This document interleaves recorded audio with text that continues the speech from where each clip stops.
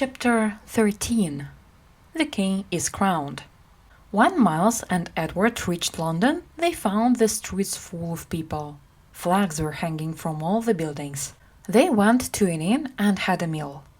When it was finished, Edward said, "Bring me a pen and paper.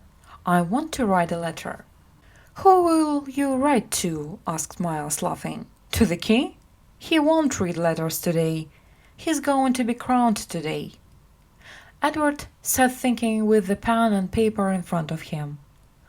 "What can I write which will make the great lords believe me? What do I know that Tom Canty don't know? Something that no other person in the world knows. Yes, there is one thing." He wrote a few words. "Now," he said, "let's go to Westminster." Miles and Edward came to the great gate of Westminster Palace. All the great lords and ladies of the country were gathering together in Westminster Abbey, the church in which all the kings and queens of England are crowned. In the Palace of Westminster, Tom was ready to put on the fine clothes in which he would go to Westminster to be crowned. With him were Lord Hertford and Lord Somerset, and the rulers of the land. At the door stood Sir Humphrey Marlowe, waiting to give the order to the soldiers who were to march with the prince to the abbey. There was a noise at the gate, shouting and sounds of fighting. Sir Humphrey turned to one of his men. "Go and see what is happening." In a short time the man came back. "There is a man there, and a boy with him. The man says that he is Miles Hendon, and the boy says that he is a letter for the king. I think he's mad.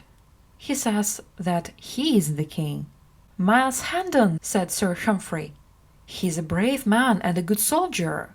What is he doing in a fight at the palace's gates?" Tom stepped forward. "Did you say a boy? With a letter?"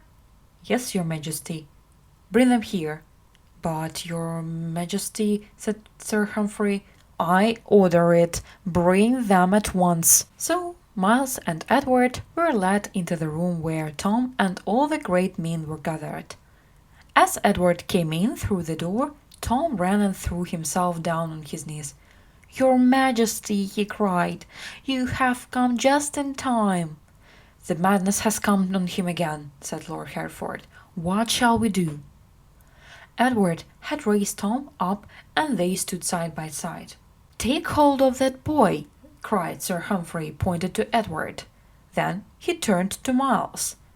"Miles, what are you doing here?" "Stop!" cried Lord Hertford. "Look at those two faces. They are so like each other. I could almost believe.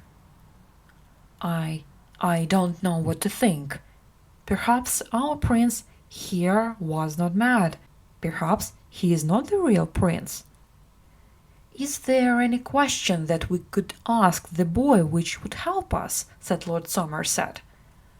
Lord Hertford turned to Edward and asked him questions after question about King Henry, about Edward's mother, about the palace and those who worked in it.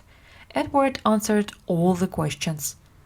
"But," said Lord Somerset, "he might know all those things, but not be the real prince." "What is in that letter?" said Tom. Lord Hertford took the paper and read, "Where is the Great Seal?" He turned to Tom. "I asked you, your majesty, many days ago, but you didn't tell me."